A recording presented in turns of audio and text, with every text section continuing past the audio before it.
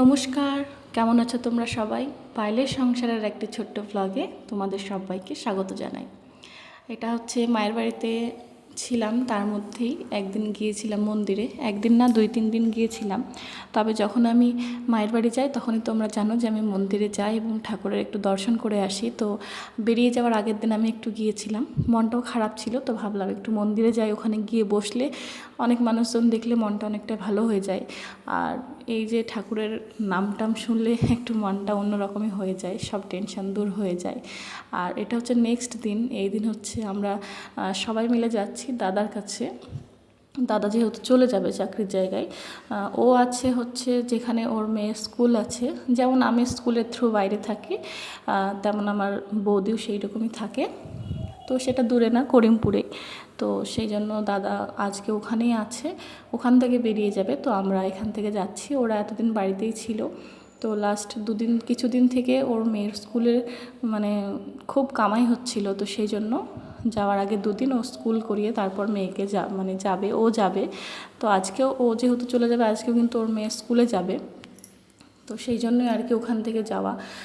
তো আমরা সবাই মিলে কিন্তু ওখানে গেছিলাম তারপরের দিন। তো তোমাদের তো কালকে গতদিন ভিডিওতে বললামই যে ওখান থেকে আমি শ্বশুরবাড়ি গিয়েছিলাম, কিছু দরকারি জিনিস নেওয়ার ছিল সেগুলো নিয়ে, মানে আমার যা যা জিনিস ওখানে ছিল টুকটাক সেগুলো নিয়ে আর কিছু জিনিস রেখে আমি কিন্তু চলে এসেছিলাম। তো আজ তারপরের দিন ভোরবেলায় বেরিয়ে গেছি, তারপর থেকে তো কোনো ভিডিও হয়নি। এটা হচ্ছে আসার একদিন পরের সকালের ভিডিও। মা সকালবেলায় উঠে টুকটাক সব কাজই করে ফেলেছে, আর তার সঙ্গে স্নান ধান করে পুজোটা দিয়ে নিয়েছে, সেই জন্য এদিকে আমার টেনশন অনেকটাই কম। আর এই যে ড্রাগন ফলের গল্পটা বলি, আমরা ট্রেনে করে আসছিলাম। ট্রেনের মধ্যে 25 টাকা পিস এই ড্রাগন ফল। দোকানে কিনতে গেলে কখনো 100 টাকা নেয়, কখনো 70 টাকা নেয়। তো ট্রেনের মধ্যে যেহেতু কিছুই নেওয়া হয় না সেই রকম, মানে নিতে গেলেই আগেই হাজব্যান্ড যেহেতু সঙ্গে থাকে তো ও বারণ করে। সেরকমভাবে কোনো দিন ড্রাগন ফল তো আসে না ট্রেনের মধ্যে, সেরকম দেখিনি। তো এবার তো হাজব্যান্ড ছিল না, কেউ বকার নেই, তাই 25 টাকা পিস ড্রাগন ফল দেখে কিন্তু খুব লোভ হলো। তো নিলাম, নিয়ে কিন্তু মনে মনে ভয় পাচ্ছিলাম ভেতরটা আবার সাদা না হয়, কারণ আমার ছেলে এই পিঙ্ক কালার হলে কিছুটা খায়, মানে অনেক খায় তা না, তবে মোটামুটি খায়। এই যে টিফিনে দিলাম অর্ধেকটা কিন্তু খাবে, এটুকু আমার ভরসা আছে। আর এই যে এদিকে ছেলের খাবারটা রেডি করে নিয়েছি। ফলটা দেবো তো ইচ্ছে ছিলই, কারণ যখন আমি দাদার বাড়ি গিয়েছিলাম তখন সে ফ্রিজে ড্রাগন ফল ছিল, ছেলে সেটা বারবার ঘুরে ঘুরে খাচ্ছিল, সেই জন্যই কিন্তু আরও নিয়েছি যে ও খাচ্ছে বলে। আর পিঙ্ক কালারটা দেখে আরোই খুশি হয়ে গেলাম, আর খেতেও কিন্তু খুব সুন্দর ছিল। পরে আমি টেস্ট করেছি, একদম মিষ্টি ছিল। এরকম ড্রাগন ফল আমি মানে বেশি দাম দিয়েও খাইনি যে কম দামে এত সুন্দর ড্রাগন ফল। তো যাই হোক, এদিকে কিন্তু তোমরা জানো ও এগ রুটি খেতে ভালোবাসে, তো সেটাই বানিয়ে দিয়েছি। আর এদিকে যেহেতু 1 সপ্তাহ স্কুলও মানে যাওয়া হয়নি, আমি যেহেতু ওখানে ছিলাম, তো সেই জন্য একটু খারাপ লাগছে। মানে যখন একভাবে রোজ স্কুলে যায় তখন কিন্তু কিছুই মনে হয় না, আনন্দ হয় যে রোজ স্কুলে যাচ্ছে। কিন্তু যখন মাঝে অনেক দিন গ্যাপ পড়ে যায় তারপর স্কুলে যায়, তখন মনে হয় যে আবার কি সব ভুলে গেল, আবার কি মানে কাকে মারবে বা ওকে কেউ কিছু বলবে, সেইগুলো মানে খারাপ লাগে। বাড়িতে ওকে রেখে এসে কিন্তু মনটা খুব খারাপ হয়ে থাকে, কিন্তু কি আর করা যাবে, পাঠাতে তো হবেই। স্কুলে যখন ভর্তি করেছি, মানে এখন থেকে ভাবছিলাম, যখন আমি খাবারটা রেডি করছিলাম তখন থেকেই ভেবেই খুব মন খারাপ হচ্ছিল যে অনেক দিন পর স্কুলে যাবে, জানি না কি করবে না করবে, সব কিছুর মনে আছে কি না, এই জন্যই খারাপ লাগছিল। তো যাই হোক, ওর জন্য রুটিটা রেডি করে দিলাম, আর তার সঙ্গে একটু সস দিলে ও যে কোনো খাবার খেয়ে নেয়। আমি তোকে চিলাও বানিয়ে দিই, জানি না পরের দিন আবার ট্রাই কালারের ফুড বানিয়ে দিতে হবে, কি বানিয়ে দেবো সেরকম কিছু আনা নেই, আর সেরকম কিছু প্ল্যানও নেই, ভালো লাগছে না। তো ওইদিকে ছেলেকে স্কুলে ছেড়ে এসেছিলাম, আসার পথে বাজার টাজার করে এসেছি। অনেক কিছু নেওয়া হয়েছে, সবজি টবজি, তারপর মাছ টাছ নেওয়া হয়েছে। তো সকাল থেকে মানে বাজার করে ছেলেকে রেখে বাজার করে এসে থেকে দেখছি যে কারেন্ট নেই, তাই আগে কিন্তু অনেক কিছুই রান্না করে ফেলেছি, সেগুলো টুকটাক করে যেই ভিডিওটুকু নিই সেটুকু নিতে পারিনি, কারণ আমার রান্নাঘরটা প্রচুর অন্ধকার ছিল। তো সব কিছুই প্রায় রান্না হয়ে গেছে। লাস্টে মাছটা যখন করব তখন দেখি কারেন্টটা এসেছে, তাই ভাবলাম মাছটা রান্না করতে করতে তোমাদের সাথে একটু গল্প করি। আগের দিন আমি একটা ভিডিও শেয়ার করেছিলাম, সেখানে কিছু আমার মনের কথা বলেছিলাম।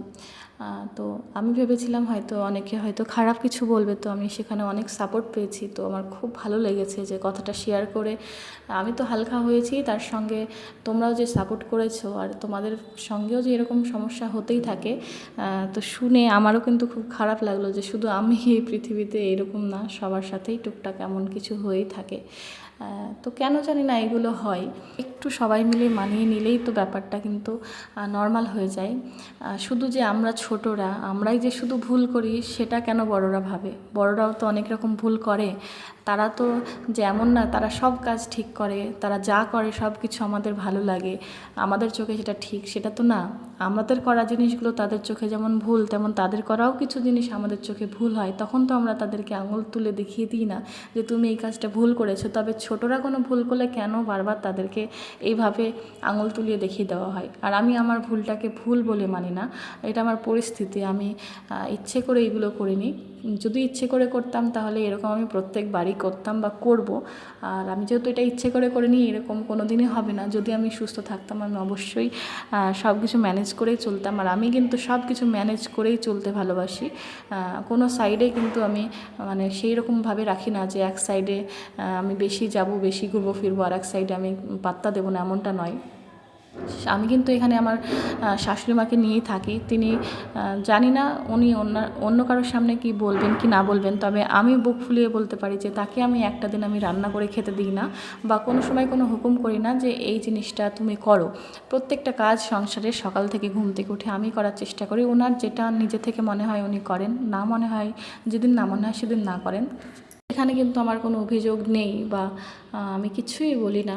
তো তিনি যেহেতু আমার দরকারে এসে আছেন, তাই হয়তো অতটাও তিনি নিজেকে সংসারের মধ্যে ঢোকাতে চান না।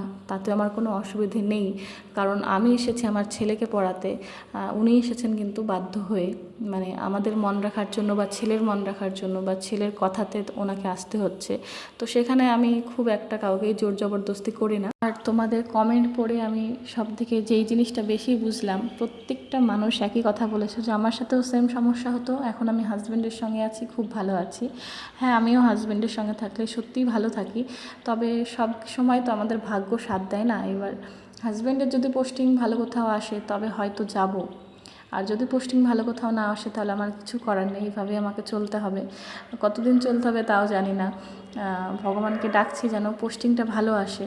এই যে বাড়ি ছেড়ে এত দূর চলে আসলাম, এসে থাকবো, তো যতটা আমরা দূর থেকে ভাবি জিনিসটা কিন্তু ততটাও সোজা নয়।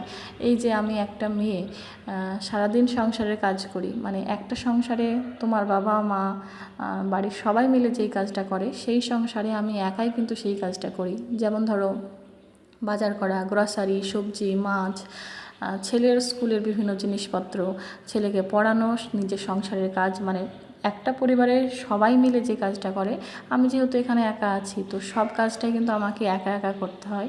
তার সঙ্গে আমি কিন্তু হাতে কিছু কাজ করছি, করার চেষ্টা করছি। যদি আমি খুব একটা সাফল্য পাইনি, হ্যাঁ ব্লগ চ্যানেলে পাইনি, তবে শর্ট চ্যানেলে টুকটাক আমি কাজ করে যাচ্ছি।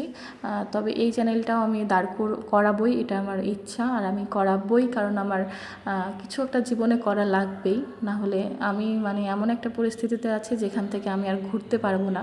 মানে কাজটা যখন করা শুরুই করেছি তো কাজটা আমি ভালোভাবেই করার চেষ্টা করব। মারিয়া নামে একজন বোন কমেন্ট করেছো যে তোমারও সেই অসুখটা হয়েছিল, মানে মামসটা হয়েছিল, তুমি জানো সেই কষ্টটা কী। তো তুমিই কিন্তু আমার কষ্টটা বুঝবে, তাছাড়া আর কেউই বুঝবে না। যারা আমার ভালো চায়, যারা দূর থেকে কথাগুলো শুনছে, তাদের হয়তো খারাপ লাগছে যে আমার এই প্রবলেমটা হয়েছে, তবে তারা তো দেখতে পাচ্ছে না বা আমার কষ্টটা ফিল করতে পারছে না। যারা আমার সামনে ছিল তারা একটু হলেও বুঝেছে, তবে যেই জিনিসটা হয়েছে সেটা হয়তো আমিই বুঝি। তো এই যে দেখো রান্নাবান্না করেছিলাম, তো তোমাদের সাথে শেয়ার করি। মা টুকটাক করে সারাদিন টুকটাক করে ঘরটা গুছোচ্ছে, যেহেতু দুটো বাচ্চা আছে, ঘর দুয়ার নোংরা হচ্ছে, তো এই টেনশন থেকে আমি একটু মুক্ত হয়েছি। সকালে মা সবজি টবজি কেটে দিয়েছিল, তাই আমি তাড়াহুড়ো করে রান্নাটা করে ফেলেছিলাম, সব কিছুই হয়ে গেছে। এরপর বাবুকে আনতে যাব, তো একটু পুঁই শাক করেছিলাম, যেহেতু পুঁই ডাঁটা এনেছিলাম, তার সঙ্গে শাক ছিল, তো শাকটা করে ফেললাম। মুসুর ডাল করেছিলাম, আর এখানে কুমড়ো দিয়ে আর পুঁই ডাঁটা দিয়ে একটা তরকারি, আর তার সঙ্গে সাদা ভাত তো আছেই, আর ওইদিকে কিন্তু মাছের ঝোলটাও হচ্ছে। মাছের ঝোলটা ফোটাতে দিয়েই আমি একটু ভিডিওটা শেয়ার করে নিলাম। আর গরমও পড়ছে, মানে আবহাওয়া খুব একটা ভালো না এখনও, কখনো গরম পড়ছে কখনো ঠান্ডা পড়ছে। এখন কিন্তু মোটামুটি 11:30 বাজে, আমি তো 11:45 বা 12টার সময়, বা মোটামুটি 12টার সময় ছেলেকে আনতে যাব। রান্না প্রায় শেষের দিকে, থালা বাসন আর ধোয়া লাগবে না, যেহেতু মা আছে ধুয়ে দেবে, আর কোনো টেনশন নেই। আর এই যে গালটা আমি রোজ দেখি ঘুম থেকে উঠে যে কমলো কি কমলো না, একটুখানা না থাকছে, মানে একটু হালকা ফোলাটা আছে, হালকা একটু ব্যথাটা থেকেই গেল, কেন জানি না এই জিনিসটা আবার কবে ঠিক হবে। তো এদিকে মাছের ঝোলটাও হয়ে গেছে। আর আজকে একটু লঙ্কা গুঁড়ো দিয়ে মাছটা রান্না করেছি, কারণ আমাদের যে হলুদটা আমরা ইউজ করি সেটা বাড়ির হলুদ। কেন জানি না কোনো তরকারি রান্না করলে একটু কালচে রং হয়ে আসছে। মানে হলুদের পরিমাণটা ঠিক দিচ্ছি, সবই দিচ্ছি, লঙ্কার গুঁড়ো যেহেতু ইউজ করি না সব তরকারিতে, তো যেই তরকারিটা ইউজ করছি না সেটা কেমন একটা কালচে কালার হয়ে যাচ্ছে। তো ভাবলাম একটুখানা লঙ্কার গুঁড়ো দিয়ে দিই, না হলে ভালো লাগবে না দেখতে। তো ছেলের জন্য কিন্তু মাছ ভাজা আলাদা করে তুলে রেখেছি, বাকিটা সব ঝোলে দিয়ে দিয়েছি। আমার যে দাদার মেয়ে সে কিন্তু ঝোলের মাছও টুকটাক খেয়ে নেয়, অসুবিধে নেই। তো ছেলের 2 পিস তুলে রেখে বাদ বাকিটা কিন্তু ঝোল করে নিলাম। রত্নাদি কমেন্ট করেছো যে তুমি মন খারাপ করো না, তুমি ফৌজি ওয়াইফ, তোমাকে ফাইট করে বাঁচতে হবে। আর সেম কথা, আমি একটা কথা বলেছিলাম যে আমি আমার হাজব্যান্ডকে সব কথা বলি আর বলবোই, এটাতে কোনো মানে আমি কিছুই মনে করি না এই জিনিসটাকে। যারা বারণ করে তারা কেন করে এই জিনিসটা। তো সেই দিদিও একই কথাই বলেছে যে আমি যদি আমার সেই কথাটা হাজব্যান্ডকে বললে আমি খারাপ, তবে তোমরা সেই খারাপ কাজটা করো কেন? যেটা যদি তোমরা খারাপ কিছু নাই করো তাহলে তো হাজব্যান্ডকে বলা লাগে না, তাহলে তোমরা নিশ্চয়ই খারাপ কাজটা করো বলেই বলি, আর বলেই তোমাদের গায়ে লাগে যে কেন কথাটা বললাম। তাহলে সেই ব্যবহারটা তোমরা করবে কেন যেটা আমাকে হাজব্যান্ডকে বলা লাগবে? তুমি কিন্তু কথাটা একদম ঠিক বলেছো, আমার মনের কথা বলেছো। আমিও সেম কথাই বলি যে যারা ভয় করে যে আমাদের এই বলা কথাটা তুমি ছেলেকে কেন বললে, তাহলে তোমরা ওই কথাটা বলো না, তোমরা সেটা ভালোভাবে বলো বা বুঝিয়ে বলো কথাটা, তাহলে তো বলা লাগে না। কেন তোমরা খারাপ ব্যবহার করলে অসুবিধে নেই, তাহলে আমরা সেই কথাটা হাজব্যান্ডকে বললে কেন অসুবিধা, এই জিনিসটা আমিও বুঝি না। আর অঙ্কিতা কমেন্ট করেছো যে হাজব্যান্ড না থাকলে সেই জায়গায় গুরুত্ব দেওয়া হয় না, কথাটা ঠিক, সত্যি ঠিক কথাটা। আমি কেন, প্রত্যেকটা মেয়েই সেই জিনিসটা বুঝবে যে যেখানে হাজব্যান্ড থাকে না সেইখানে গিয়ে কিন্তু তোমার কোনো কেয়ার করার মানুষ তুমি পাবে না বা পাত্তাই পাবে না, তোমাকে যে যা ইচ্ছা বলে যাবে, যে যা ইচ্ছা করে যাবে। আর অঙ্কিতা অনেকগুলোই কমেন্ট করেছো, সব কমেন্টগুলো একদম ঠিক কথা বলেছো, একদম আমার মনের কথা বলেছো। আরও বেশ কিছু কমেন্ট এসেছে যারা আমার সুস্থতা কামনা করেছো, তোমাদেরকে সবাইকেই ধন্যবাদ। আর তোমরা যে আমার কমেন্টে তোমাদের মনের কথাগুলো শেয়ার করেছো আমারও খুব ভালো লাগলো। তবে চাইবো সবাই খুব ভালো থাক, সুস্থ থাক, এটুকুই চাইবো। আর এখন রেডি হয়ে কিন্তু ছেলেকে আনতে যাব, গেটটা একটু ভিড়িয়ে দিলাম, কারণ যেহেতু মাছ রান্না হয়েছে, আমি তো এখানে মাছটাগুলো রান্না করে সঙ্গে সঙ্গে ফ্রিজে ঢোকানো হয় না, বাইরেই রেখে দিই। তো বাইরে রাখা আছে, মা টিভি দেখছে, কখন হয়তো ঘুমিয়ে যেতে পারে, আর ওই ঘরে বৌদি আছে, মেয়ে আছে, খেলা করছে। তো সেই জন্য ভাবলাম যে গেটটা ভেরানো থাক, ছেলেকে আবার নিয়ে আসি। এসে থেকেই না ছেলের জন্য মনটা খারাপ করছে। এই যে 4 ঘন্টা সময় হয়ে যায়, তো অনেকটা সময় স্কুলের টাইমটা, তো অনেক দিন পর স্কুলে গেছে, খাবার টাবার খেলো কি খেলো না, কেউ কিছু বলবে কি না ভয় লাগে। এখনও কিন্তু কাউকে মারে না, এখনও অনেকটাই শান্ত হয়ে গেছে। তবে আমার ভয় লাগে যে এখনও ওকে যেন কেউ না মারে। যখন দেখো স্কুল থেকে সে কতটা ও খুশি হয়েছে। কিন্তু আসতে চলো।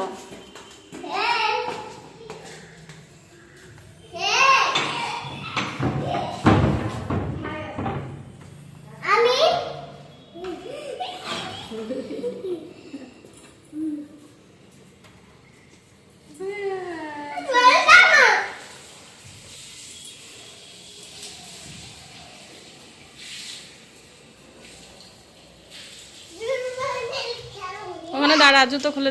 ও কিন্তু অনেক কথা বলছিল যে আমি কিট্টু বেবি তুমি গেট খোলো আমি আসছি। তো তখন আমি ভিডিওটা নিতে পারিনি, খুব মানে আনন্দে ছিল যে স্কুল থেকে গিয়েও আবার খেলতে পাবো, যেহেতু দাদার মেয়ে আছে। তো যে কথাটা বলছিলাম যে কিট্টু শান্ত হয়ে গেছে, সেটা নিয়ে ভয় লাগে, কারণ যখন তুমি হিংস্র থাকবে তখন তোমাকে কেউ আক্রমণ করার সাহস পাবে না, কিন্তু তুমি যখন সেই মানুষটাই যখন শান্ত হয়ে যাবে তখন সবাই না পেয়ে বসে, সেই জিনিসটাই ভয় লাগে। এখন হচ্ছে বিকেলবেলা ঘুম থেকে উঠে সবাই আমরা একটু ছাদে এসেছি, বৌদির মেয়ে, আমি, মা, সবাই প্রচুর জামা কাপড় কেচেছিলাম আমরা সকালবেলা। আমি আর মা ছাদে এসে মোটামুটি 5:30 6টার সময় এসে সব জামা কাপড় কেচে দিয়ে গেছিলাম। সারাদিন তুলিনি, কারণ সারাদিন টুকটুক করে বৃষ্টি হচ্ছে, আর এই বিকেলের টাইমটা একদম বৃষ্টি ছিল না, তাই বিকেলের টাইমটা একটু বেশি করে দিয়ে রেখেছিলাম। তো চলো এবার ভিডিওটা শেষ করতে হবে। আর সন্ধ্যা হয়ে গেছে, আর তার সঙ্গে একটু যেহেতু মেঘলা আবহাওয়া, তো একটু বেশি অন্ধকার হয়ে আসছে। এখন নিচে যাব, একটু ফুচকা খেতে যাব, ইচ্ছে আছে। তো আবার রাত্রিবেলায় রান্নাবান্না মাই হয়তো করবে, আজকে আমাকে আর করা লাগবে না, যেহেতু একটু মানুষ অনেকজন আছি, তো একবার রান্না করলে ভালো লাগে না, কারণ একবার রান্না করে 2বার খাওয়া হয়েছে। তো রাত্রিবেলায় কিছু একটু করবো সেরকম ইচ্ছে আছে। তো ওইদিকে একটু মটরও ভিজিয়ে রেখেছিলাম। আর এখন এই যে বসে বসে ড্রাগন ফল খাচ্ছি। যাবো একটু বাজারে, বললাম না ফুচকা খেতে যাব, ওই ছাদ থেকে ফুচকালাকে দেখলেই লোভ হয়ে যায়, মানে ছাদ থেকে জিভে জল চলে আসে। তো এখানে কিন্তু ড্রাগনটা খাচ্ছিলাম, আর ছেলের আর কী হয়েছে বলো তো, যে অর্ধেক ড্রাগনটা রেখে গেছিলাম সেটা কেটে দিলাম কিট্টু খাবে বলে।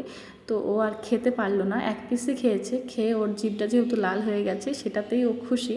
আর এই যে দেখো আমারও কিন্তু হাতটা লাল হয়ে যাচ্ছে, জানি না এটা মানে ঠিক নাকি ব্যাপারটা, যে ফল খেয়ে হাতটা রং হয়ে যাচ্ছে। আর এই রংটা কিন্তু অনেকক্ষণ উঠছিল না, জানি না আদৌ কালার টালার করা মানে মেশানো আছে কিনা। তো খেতে খেতে আমি কিন্তু দেখছি যে আমার জিভটাও লাল হয়ে গেছে। তো সেটা দেখে কিন্তু কিট্টু অনেক খুশি হয়ে গেছে, এই যে আমার হাতটাও লাল হয়ে গেছে তার সঙ্গে জিভটাও লাল হয়ে গেছে। মানে এই ব্যাপারগুলো ছোটোবেলায় কিন্তু খুব মজা লাগতো, জিভ লাল হয়ে গেছে মানে বিরাট ব্যাপার। তো কিট্টু বলছে আমাকে দেখাও আমাকে দেখাও। তো ওদেরকে নিয়েই মানে সবাইকে নিয়ে মা ঘরে ছিল, আমরা কিন্তু বাজারে চলে গেছিলাম, ফুচকা খেয়েছি, তারপর টুকটাক ওই দুধের প্যাকেটগুলো নেওয়ার ছিল সেগুলো নিয়েছি, আর বাচ্চাদের একটা দুটো জিনিস যেগুলো কিনে দিতেই হয়। তো চলো ভিডিওটা এখানে শেষ করছি, সবাই খুব ভালো থেকো, সুস্থ থেকো, আর ভিডিও কেমন লাগছে কমেন্টে অবশ্যই জানিও। ব্লগগুলো অবশ্যই তোমরা দেখো, পুরনো ব্লগগুলোও দেখো, আর এভাবে আমার পাশে থেকো, সাপোর্ট করো, আর কমেন্ট করতে থেকো, কমেন্ট করলে অনেকটা মন ভালো থাকে। তো চলো ভিডিওটা শেষ করছি, সবাই খুব ভালো থেকো।